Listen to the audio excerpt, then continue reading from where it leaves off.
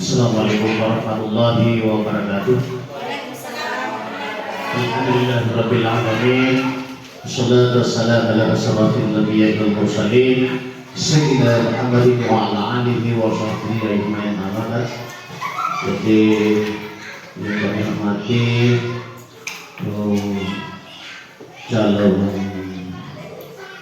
guru bergerak kita, yaitu Ananda Muhammad Syahrir Setuju, di mana pada sekarang ini akan melaksanakan tentang diseminasi pemahaman dan penerapan budaya positif pada sekolah kita ini, yaitu UPTD SD Negeri 15 Serumbia. Alhamdulillah, mudah-mudahan apa yang dilaksanakan ini cepat tercapai, yang dimana kita selalu dan menginginkan tentang adanya di sekolah kita ini ada seorang guru penggerak kita yang dimana tidak lama lagi akan menyelesaikan, dan untuk itu kami serahkan kepada guru kita sebagai calon guru penggerak. Untuk itu kami persilakan dengan hormat. Assalamualaikum warahmatullahi wabarakatuh. Baik, terima kasih kan. Baik, guru hebat. Hari ini kita akan berbagi pemahaman dan penerapan tentang budaya positif di sekolah kita ini, UPT SD Negeri 15 Rumbia. Baik, jadi hari ini kita akan lebih memahami melalui diseminasi pemahaman dan penerapan budaya positif. Ya, perkenalkan, saya calon guru penggerak angkatan 9 dari Kabupaten Jeneponto. Jadi materi inti kita hari ini adalah yang pertama adalah perubahan paradigma belajar, disiplin positif, nilai-nilai kebajikan, kebutuhan dasar manusia, motivasi perilaku manusia, posisi kontrol guru, keyakinan kelas, dan segitiga restitusi. Jadi ini adalah materi inti yang akan lebih kita pahami lagi ke depannya. Baik, ini ada sedikit profil dari calon guru penggerak angkatan 9.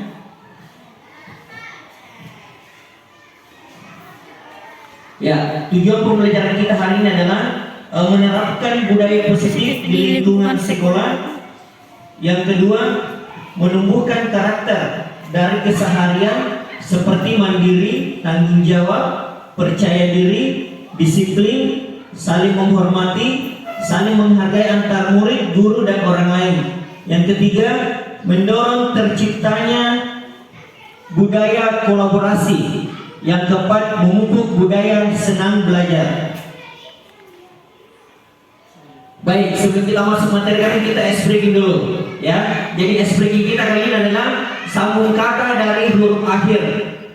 Misalnya saya mengatakan buku, akhirnya adalah u. Saya tunjuk langsung, lanjutkan. Yang u terakhir itu apa? Mau ular, ya. Pokoknya yang disambung kata dari akhir yang terakhir. Ya, oke, kita mulai ya. Dimulai dari kepala sekolah, satu kata. Bu. Buku. U. Ular. R. Raga. A. Ayam. M. Makan. N. Nasi. Ya, terima kasih.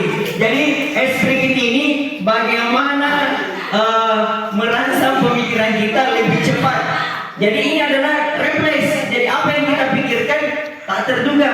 Jadi apa yang muncul langsung kita sebutkan. Jadi ini kita bisa lakukan ketika kita mau menyemangati anak-anak kembali di kelas ketika jam-jam ngantuk. Ya, karena biasanya susah berpikir. Ya. Baik. Nah, sekarang saya punya pertanyaan pemantik karena apakah Bapak Ibu sudah mengenal apa itu budaya positif? Ada? Pak Ariel punya kertas ini, silakan diisi, silakan menulis keren. Ya, silahkan menulis dulu. Kita coba menggali dulu sebelum jauh masuk. Sebelum kita memahami lebih jauh tentang budaya positif, apa yang ada di pikiran tak dulu tentang budaya positif itu sendiri? Ya, pokoknya apa yang ada di pikiran tak, silahkan. 2 kata, 3 kata. Apa itu budaya positif? Sejauh yang kita pahami, Ya, kalau sudah boleh langsung ditempel keren. Kasih lens sedikit. Ya, tentang budaya positif. Apa yang ada di pikiran kita budaya positif? Ya, ujungnya saja kita lihat dulu. Boleh langsung ditempel di sini. Ya, pokoknya apa yang ada di pikiran kita tulis saja. Apa itu budaya positif? Oke.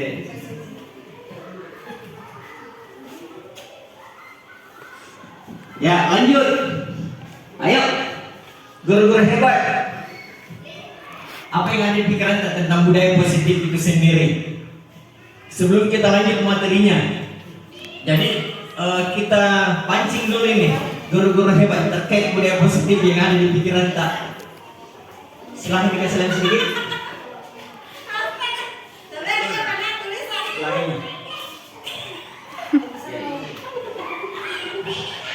Ya, sudah ada 2. Lanjut. Ya, aku tulis saya positif tarik ya. Iya. Ya, kepala sekolah.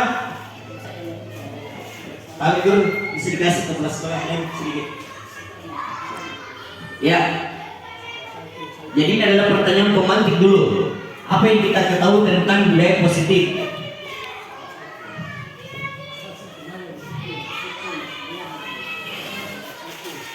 Lanjut.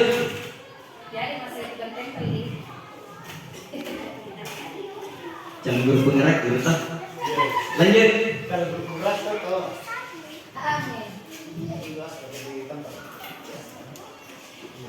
Ya, jadi kita harus tahu dulu sebelum masuk ke materinya. Kita coba gali dulu apa yang ada di pikiran kita tentang budaya positif itu sendiri.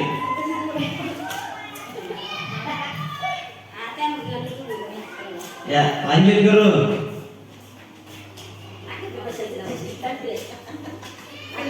Oke, lanjut.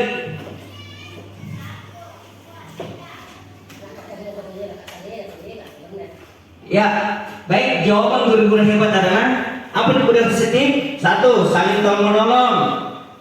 Yang kedua, kebiasaan yang biasa kita lakukan dan bermakna dan bermanfaat. Luar biasa.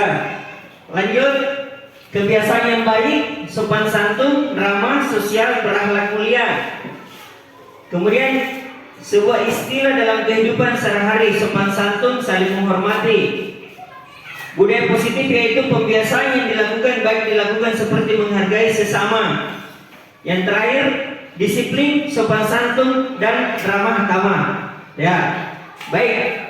Sebuah jawaban yang luar biasa.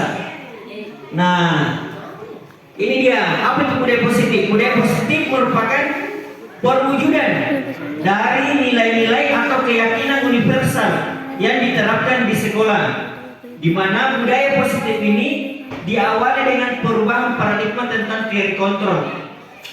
Jadi apa yang dikatakan tadi salah satu guru benar ya, bahwa budaya positif adalah suatu pembiasaan yang bersifat baik, bersifat universal, yang biasa diterapkan di kelas maupun di sekolah. Seperti itu. Baik, kita masuk pembelajaran dengan paradigma baru. Ya, pembelajaran dengan paradigma baru merupakan pembelajaran yang dirancang berdasarkan prinsip pembelajaran berdiferensiasi, sehingga murid belajar sesuai kebutuhannya berdasarkan tahap perkembangan sesuai teori psikologi modern untuk mewujudkan profil pelajar Pancasila.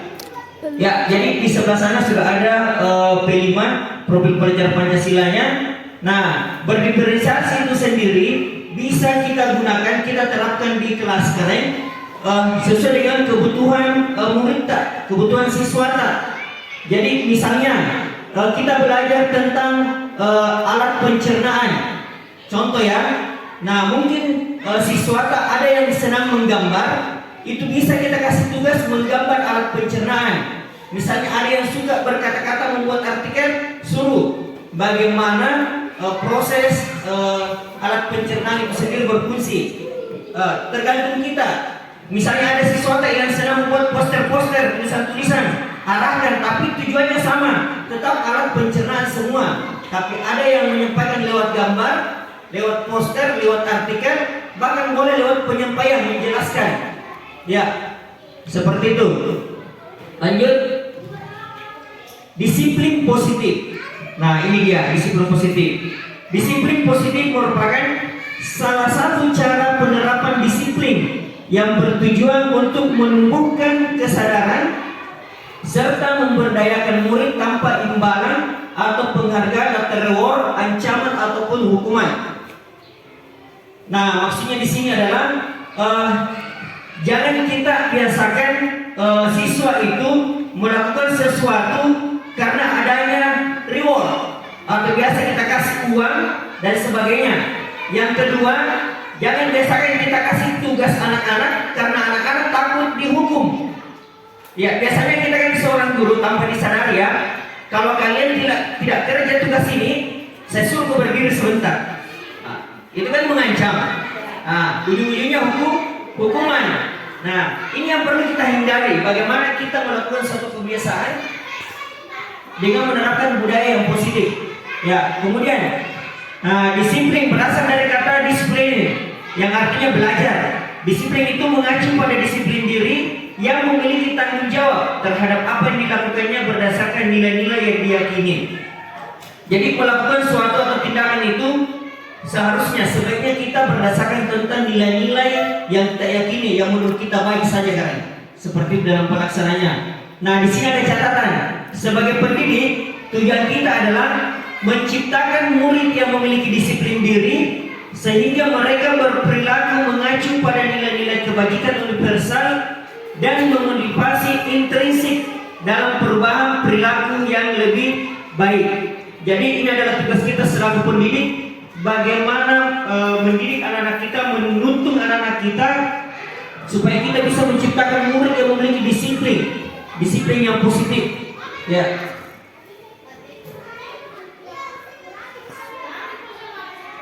Baik, ini ada contoh nilai-nilai kebajikan. Nah, ini nilai yang disepakati bersama, lepas dari suku bangsa, agama maupun latar belakangnya. Ini ada contohnya kan, tentang nilai kebajikan institusi atau organisasi.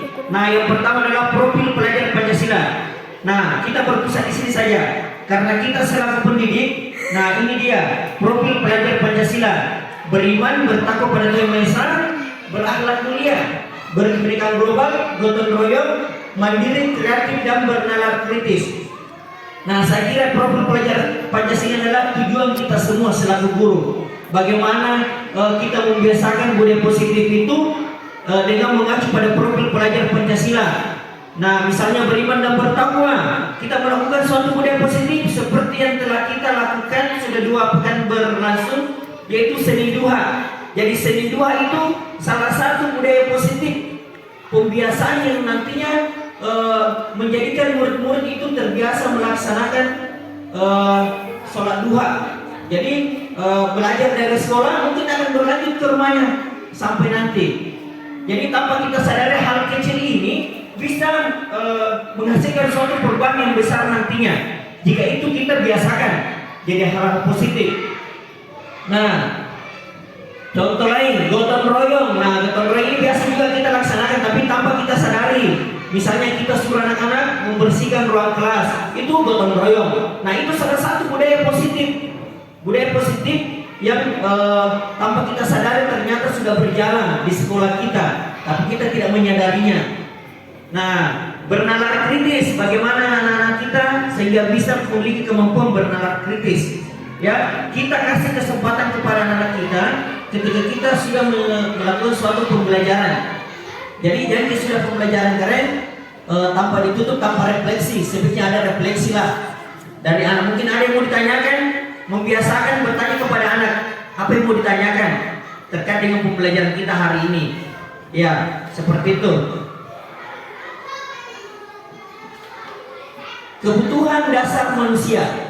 Nah, kebutuhan dasar manusia adalah segala sesuatu yang kita lakukan untuk mendapatkan apa yang kita inginkan.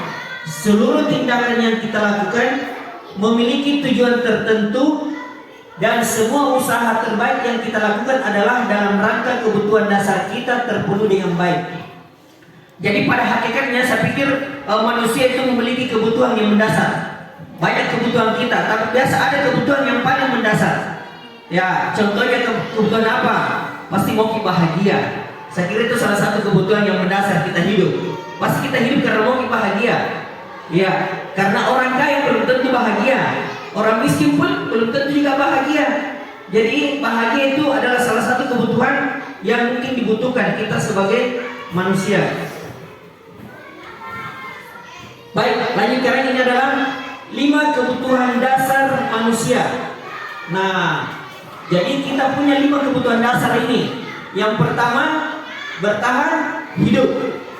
Nah, bertahan hidup di sini contohnya, kita pasti mau punya rumah, ingin makanan, ingin hidup sehat. Jadi adalah salah satu kebutuhan kita untuk bertahan hidup, harus sehat, memiliki makanan yang cukup dan punya tempat tinggal seperti rumah. Yang kedua, kebutuhan kita kasih sayang dan rasa diterima.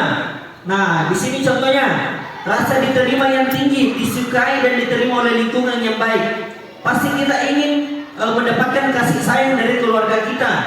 Ya, begitupun murid kita ingin merasa disayangi dari gurunya. Ya, kita pasti menginginkan ingin diterima oleh banyak orang. Ya, karena biasa ada orang juga tidak diterima di dalam kelompoknya. Nah, sementara kita memiliki kebutuhan dasar ini, kita butuh kasih sayang, butuh diterima oleh orang banyak. Yang ketiga, kebutuhan dasar manusia adalah kebebasan. Nah, sebagai manusia pasti kita menginginkan suatu kebebasan, menginginkan pilihan, perlu banyak bergerak, menyukai hal-hal baru yang menarik dan suka mencoba-coba. Nah, begitupun dengan murid kita, dia pasti menginginkan suatu kebebasan di dalam kelas, tapi kita pantau, kita kontrol. Nah, misalnya selesai pelajaran karena dia memiliki cepat IQ yang bagus, dia cepat menyelesaikan pelajaran, pasti dia ingin melakukan suatu kebebasan yang lain, misalnya menggambar. Tapi jangan kita melarang mereka. Ya, seperti itu guru. Kemudian yang keempat, kebutuhan dasar manusia adalah kesenangan, mencari kesenangan. Ya, pada hakikatnya manusia itu butuh kesenangan. Ya, baik bermain, tertawa. Nah, murid ini biasanya senang bermain, kesenangannya bermain. Tapi sebenarnya bermain itu kan, di situ dia akan menggali bagaimana dia keterampilan berpikir mereka di saat bermain. Jadi ketika anak-anak kita bermain terlalu aktif, nah sebaiknya jangan kita terlalu menekan hal-hal yang negatif. Ya, mungkin dia sedang berpikir ketika bermain, karena biasa ada murid itu belajar sambil bermain. Dia bermain tapi dia mengerti apa yang dijelaskan gurunya. Jadi kita cukup memberi teguran, tapi tidak melahirkan suatu penekanan atau konsekuensi. Yang kelima adalah penguasaan. Nah, ini penguasaan biasanya manusia itu menginginkan rasa harga diri. Saya kira seorang manusia pasti semua menginginkan ini, kebutuhan penguasaan. Pasti kita mau dihargai, dihormati, diakui apa kemampuan kita. Pasti kita mau, dia memiliki kemampuan yang baik seorang guru. Kita perlu pengakuan. Nah, kita perlu dihargai.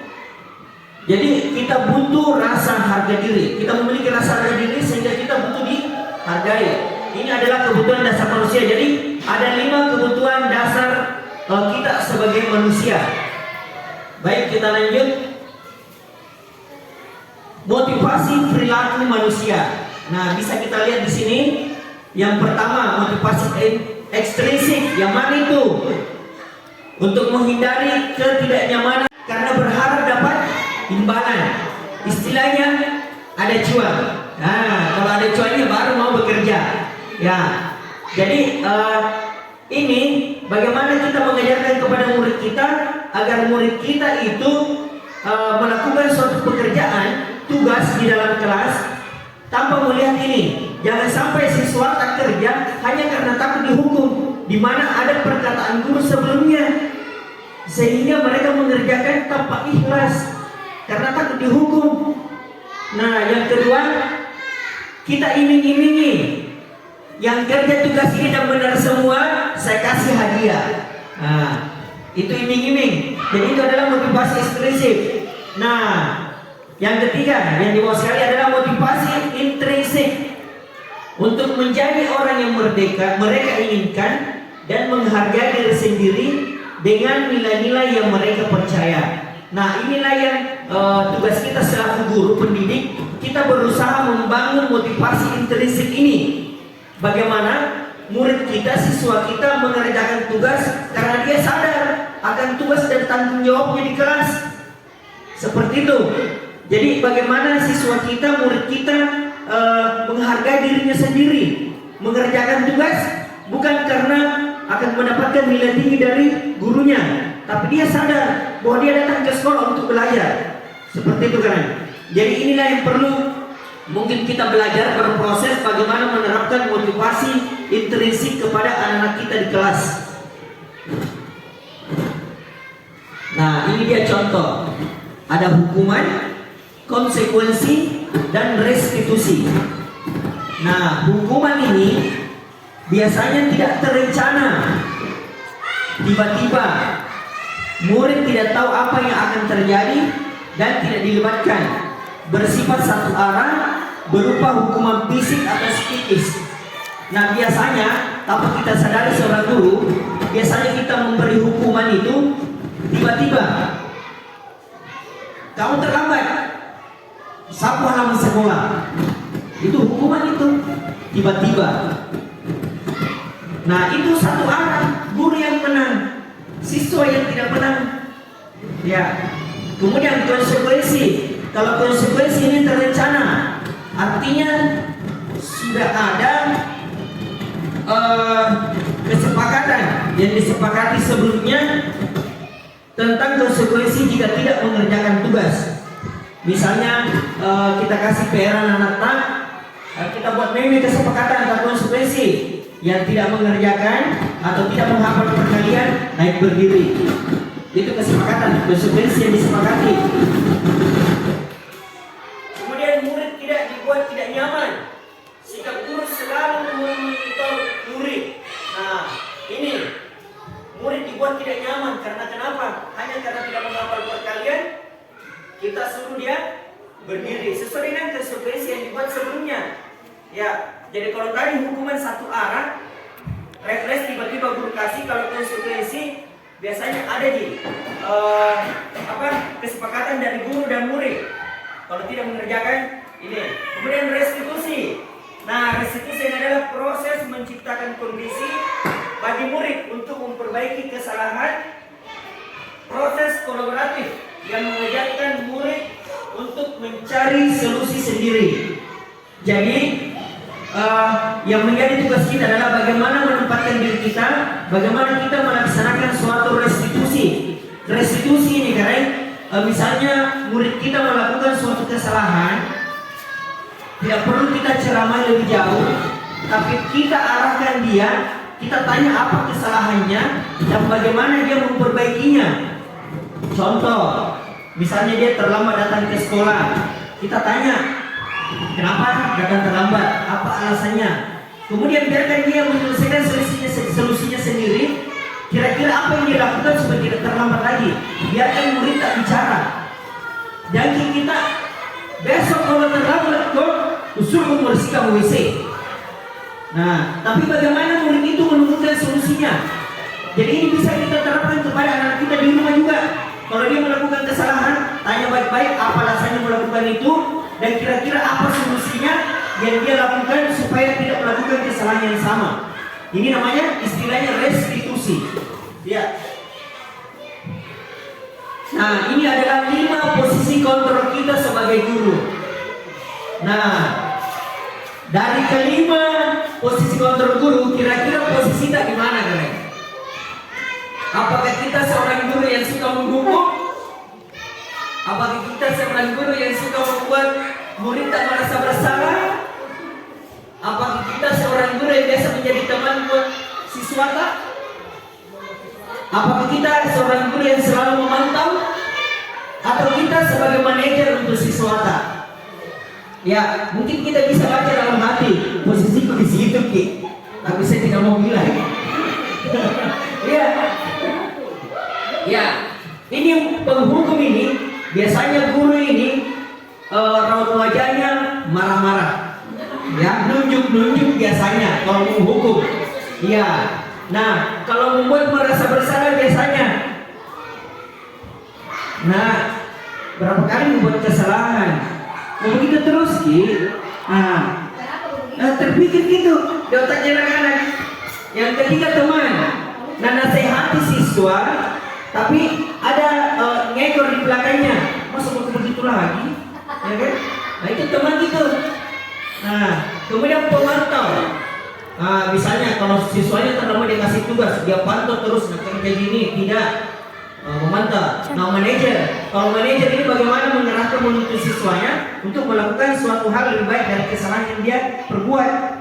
Ya, baik. Jangan dibilang posisi tak di mana.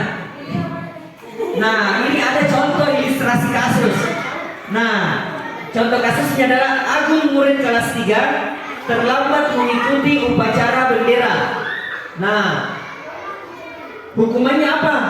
Hormat di bawah tiang bendera selama 1 jam. Ini menghukum namanya nih, menghukum. Ada dasar guru seperti ini? Insya Allah tidak ada di sekolah kita ini ya. Kemudian, nah ini pembuat merasa bersalah. Bisa kita lihat kalimatnya keren. Sudah berapa kali Bapak bilang jangan datang terlambat, tapi kamu tidak mendengar. Bapak sudah berapa kali juga ditegur kepala sekolah gara-gara kamu. Kata gara-gara ini membuat murid itu merasa bersalah, ya tanpa kita sadari. Nah, ini contoh kasus ini penghukum dan pembuat merasa bersalah. Lanjut, kasus selanjutnya, Humaira tidak memakai sepatu saat upacara bendera. Nah, sebagai teman, apa dia bilang? Ayo dong, taati aturan sekolah. Tolong bantu Bapak sekali ini saja ya. Ya sudah, lain kali jangan lakukan lagi ya. Teman ini istilahnya jauh udah besok. Ya, teman ini. Nah, seperti ini biasanya, ayo dong taati aturan. Nah, ini sebagai teman ini. Nah, sekarang sebagai pemantau, kamu sudah melanggar aturan sekolah. Tahu konsekuensinya? Setelah upacara, kamu sebaiknya pulang dan ganti dengan sepatu. Rumahnya kan dekat dari sekolah. Ini memantau nih. Biasanya guru kalau ada salah muridnya, pulang ke ganti sendal menjadi sepatu. Kata itu udah pergi sepatu, kita pantau. Mana sepatumu? Memantau ini. Ini istilahnya memantau. Sama dengan di kelas. Kita kasih tugas sebenarnya pasti kita aja dipantau. Kita kerjain tugas yang tadi. Memantau. Oke. Lanjut. Nah, ilustrasi selanjutnya. Agung dan Sawah berkelahi di dalam kelas saat jam istirahat. Nah, sikap kita adalah seorang manajer. Bagaimana kata-katanya? Kalian tahu kenapa Bapak panggil ke kantor? Kamu tahu apa kesalahan kalian? Kira-kira bagaimana cara kalian memperbaiki kesalahannya? Apa yang kalian akan lakukan setelah ini? Jadi ini adalah pertanyaan yang bisa kita ajukan ketika siswa kita melakukan suatu kesalahan. Jangan sudah bertengkar berkelahi kita marah-marahi lagi keduanya. Tapi bagaimana kita lakukan seperti yang saya katakan tadi, restitusi. Ya, jadi kita bersikap sebagai manajer di sini. Bagaimana murid mengatakan apa alasannya sehingga bertengkar, kemudian kira-kira apa yang dia lakukan supaya kesalahannya tidak terjadi lagi, terulang. Kemudian apa yang akan dilakukannya setelah kejadian itu. Jadi kita akan berusaha menjadi manajer untuk murid-murid kita. Mudah-mudahan ke depannya karena saya juga berproses ini, mudah-mudahan saya bisa menjadi manajer. Ya, baik. Nah, kita masuk keyakinan kelas. Mengapa keyakinan kelas, bukan peraturan kelas? Bisa ada yang berkomentar kan? Kira-kira apa itu aturan kelas? Apa itu keyakinan kelas? Ada yang bisa memberikan? Kepala sekolah mungkin. Jadi termasuk di mana keyakinan kelas ini, kenapa tidak dimunculkan tentang peraturan kelas? Biasanya di dalam menggunakan keyakinan berarti kita tidak terlalu merasa terhantui dengan adanya peraturan. Kalau biasanya ada peraturan, biasanya muncul suatu hukuman. Tetapi kalau kita menggunakan keyakinan kelas, maka siswa juga tidak merasa terhantui dengan adanya peraturan. Jadi kita menggunakan bahasa yang lembut dan bahasa yang bijak. Bahwa mengapa perlu ada keyakinan kelas? Berarti kita kalau ada keyakinan kelas, Anda sudah tahu. Bagaimana kalau kita memperbaiki di kelas kita, karena memang tidak muncul adanya suatu peraturan. Apa muncul berarti siswa itu semakin muncul rasa takut karena adanya aturan. Biasanya kalau ada aturan pasti juga adanya suatu hukuman. Oke, jadi ini adalah salah satu bahwa kita betul-betul menuju kepada era digital, era perubahan, maka kita akan memunculkan semua kalimat-kalimat yang bersifatnya itu secara lembut dan berbijaksana. Oke, terima kasih. Baik, terima kasih Bapak Kepala Sekolah. Ya, sekarang kita akan lihat ya keyakinan kelas. Seperti yang kami Kepala Sekolah tadi bahwa keyakinan kelas itu sifatnya baik, beda dengan aturan. Kalau aturan identik dengan hukuman. Ya, jadi keyakinan kelas itu merupakan nilai-nilai kebaikan yang disepakati secara universal. Sedangkan peraturan kelas merupakan aturan yang dibuat secara sepihak. Biasanya guru yang buat ini. Nah, orang akan lebih semangat atau tergerak untuk melaksanakan keyakinannya daripada hanya mengikuti aturan. Jadi keyakinan kelas ini biasanya kita berkolaborasi dengan murid, kita buat. Ya, kita biasa dengar istilah kesepakatan belajar, itu untuk hari-hari. Kalau sedangkan keyakinan kelas, kita sepakat keyakinan kelas itu biasanya itu 1 semester atau 1 semester. Kita buat keyakinan kelas. Jadi kita kasih kesempatan murid tak kira-kira keyakinan kelas yang seperti apa yang kita mau buat selama 1 semester ini. Karena kalau aturan itu sifatnya menghukum, dan apapun jenis bentuknya hukuman, aturan itu biasanya identik dengan membuat siswa tidak nyaman dengan aturan. Nah, pembentukan keyakinan kelas ini kan ada bersifat abstrak, berupa pernyataan universal, dibuat dalam pernyataan positif sedikit saja agar mudah diingat, sesuai kondisi kelas dan sekolah agar mudah diterapkan, semua warga sekolah atau kelas dilibatkan. Nah, ini ada contoh keyakinan kelas. Membuang sampah pada tempatnya. Nah, kalau dulu kita biasanya dilarang buang sampah dalam kelas. Kata dilarang inilah yang perlu dirubah paradigmanya. Nah, kita jadikan dalam keyakinan kelas dengan kata-kata yang positif, membuang sampah pada tempatnya. Nah, kalau membuang sampah pada tempatnya, siswa akan sadar tidak boleh dibuang sampah di dalam kelas. Ya, nilai-nilai kebajikannya mana? Nilai kebajikan dari membuang sampah pada tempatnya adalah bersih dan sehat. Jadi sebisa mungkin kita membuat keyakinan kelas itu yang mengandung nilai-nilai kebajikan. Jadi ini ada contohnya, buang sampah pada tempatnya, nilai kebajikannya bersih dan sehat. Ya, tentu saja kalau kelas kita bersih, tidak ada sampah, pasti kita akan sehat di dalamnya, nyaman dilihat. Jadi itu nilai kebajikannya dan keyakinan kelas. Ya. Nah, sekarang kita akan praktek membuat keyakinan kelas. Nah, kita akan kembali bagikan kertas. Sudah ada contoh tadi bagaimana menggunakan kalimat positif. Silakan guru-guru hebat termasuk kepala sekolah menuliskan 1 contoh keyakinan kelas, sehingga nanti ini bisa kita terapkan di kelas masing-masing, keren. bersama dengan siswata, muridta. Tapi keren. Contoh keyakinan kelas yang ada nilai kebajikannya.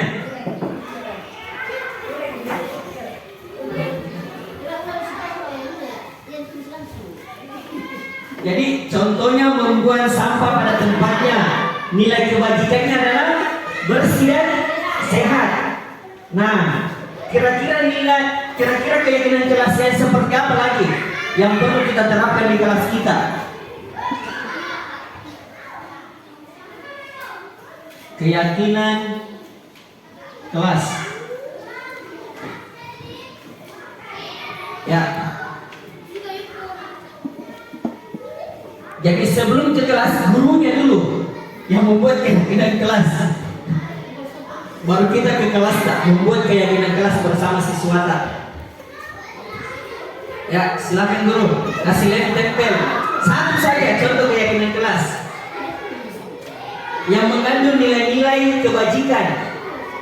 Keyakinan kelas.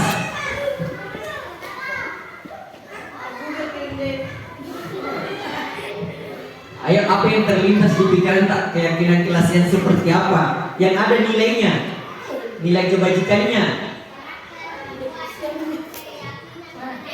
Tempel guru.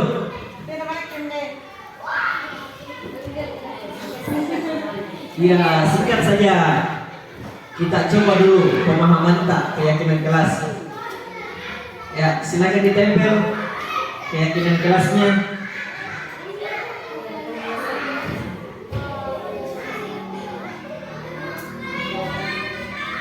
Ya, bagus sekali.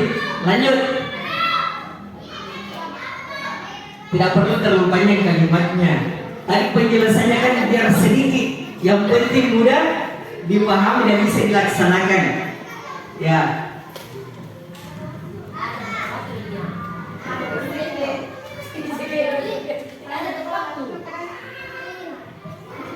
Ya, silakan ditempel. Jadi kita langsung praktek ini supaya nanti bisa diterapkan di kelas. Biar ada murid yang berpikir kira-kira apa yang dia maui. Baru kita arahkan yang mana memiliki nilai-nilai kebajikan. Dari misalnya ada 10 yang ditulis siswa, kita bisa kasih penjelasan yang mana mengandung nilai kebajikan, yang mana yang tidak. Jadi yang diterapkan itu yang ada nilai-nilai kebajikannya. Ya, sudah ditempel kan? Ya, silakan ditempel. Ini sudah ada di sini. Keyakinan kelas luar biasa ini. Guru Asni, Masya Allah, terlalu panjang. Silakan ditempel guru. Sekali-sekali berdiri. Bergerak, tergerak. Ayo, silakan tempel. Kasih lem sedikit. Ya, tempel di sini. Tempel di sini. Ya. Ya, silakan ditempel keyakinan kelasnya. Iya, mana ada miring ya?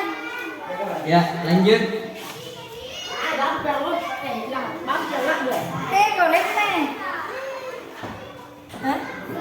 Ya, luar biasa keyakinan kelas yang guru-guru buat dan kepala sekolah. Ya, lanjut. Ya. Ya, di sini keyakinan kelas yang pertama, mengucapkan salam sebelum masuk dalam kelas. Kira-kira nilai kebajikannya di mana ini? Mengucapkan salam. Kebiasaan, apalagi kembali ke profil pelajar Pancasila. Ya, mengucapkan salam sebelum masuk. Nilai kebajikannya adalah menampakkan ciri bahwa dia beriman dan bertakwa. Jadi dia memiliki nilai kebajikan ini. Ya, lanjut. Disiplin, datang tepat waktu, menjaga kerapian, menjaga kebersihan. Nah, yang mana di sini yang mengandung nilai kebajikan? Datang tepat waktu. Berarti datang tepat waktu nilai kebajikannya adalah bertanggung jawab. Dia memiliki tanggung jawab untuk datang tepat waktu. menjaga kebersihan sama tadi ya, menjaga kebersihan, masalah kesehatan. Kemudian menjaga kerapian kelas, menyimak penjelasan guru, berdoa sebelum dan sesudah belajar. Nah, berdoa ini termasuk nilai kebajikannya beriman dan bertakwa. Menyimak penjelasan guru.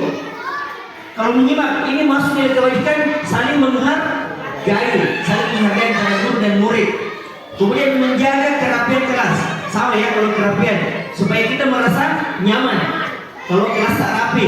Kemudian guru lebih awal melakukan keyakinan kelas. Guru melakukan atau apa nih?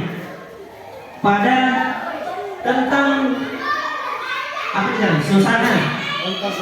Suasana kelas kondusif. Murid memahami bersama tentang keyakinan kelas. Jadi di sini kita diminta untuk bagaimana melakukan suasana pembelajaran yang kondusif. Artinya itu adalah kebajikannya adalah tanggung jawab masing-masing. Tanggung jawab guru, tanggung jawab murid. Di sini disiplin, saling menghormati, mandiri, bertanggung jawab, menjaga kebersihan. Ini mengandung universal ini. Sudah masuk semua di sini, bertanggung jawab, menjaga kebersihan. Jadi inilah contoh keyakinan kelas yang perlu kita terapkan di kelas masing-masing. Karena ini ya, saya yakin guru-guru hebat semua. Keyakinan kelas yang penting kita paham nilai kebajikannya di mana. Jangan sampai kita buat keyakinan kelas tidak ada nilainya, asal mempercantik kelas ya, seperti itu. Jadi kita berusaha, jadi kita ini sama-sama belajar semua. Kita berproses mengubah paradigma yang lama. Ternyata sudah banyak yang membahas baru yang perlu kita pelajari ini. Baik, nah ini materi terakhir kita adalah segitiga restitusi. Nah, segitiga restitusi adalah suatu proses dialog yang dijalankan oleh guru agar dapat menghasilkan murid yang mandiri dan bertanggung jawab. Nah, yang mana saja di segitiga restitusi itu? Pertama, menstabilkan identitas. Yang kedua, validasi tindakan yang salah. Kemudian yang ketiga adalah menanyakan keyakinan. Nah, sekarang kita masuk di menstabilkan identitas. Ini dia, menstabilkan identitas. Berdasarkan prinsip membuat kesalahan adalah bagian dari proses pembelajaran. Nah, ini kata-katanya yang biasa kita munculkan ini. Kalau kita menstabilkan suasana, misalnya siswa bertengkar atau melakukan kesalahan, pertama yang kita lakukan adalah menstabilkan identitas. Nah, ini yang biasa muncul. Berbuat salah itu wajar. Tidak ada manusia yang sempurna. Ibu atau bapak juga pernah melakukan itu. Ibu atau bapak tidak mau mencari siapa yang salah, tetapi hanya ingin mencari solusi. Aku berhak merasa begitu. Nah, jadi ini bagaimana kita menstabilkan ketika murid kita melakukan suatu kesalahan. Kita stabilkan dulu. Jangan baru duduk kamu mentolong yang salah dan sebagainya. Tapi kita stabilkan dulu, kasih tenang dulu. Kita kasih tenang. Kita kasih dulu anggap bahwa saya juga dulu begitu pernah tidak melakukan kesalahan, misalnya bolos. Bapak juga pernah begitu dulu. Nah, kemudian jadi kita gali dulu informasi dari dia. Jadi sepihak ngomong terus tanpa tanya kepada muridnya. Ya. Yang kedua adalah validasi tindakan yang salah. Nah, berdasarkan prinsip setiap perilaku berupaya memenuhi suatu kebutuhan tertentu. Nah, ini ada beberapa pertanyaan yang bisa kita lakukan ketika kita memvalidasi tindakan yang salah. Kamu pasti punya alasan melakukan ini. Padahal kamu bisa melakukan yang lebih buruk dari ini ya.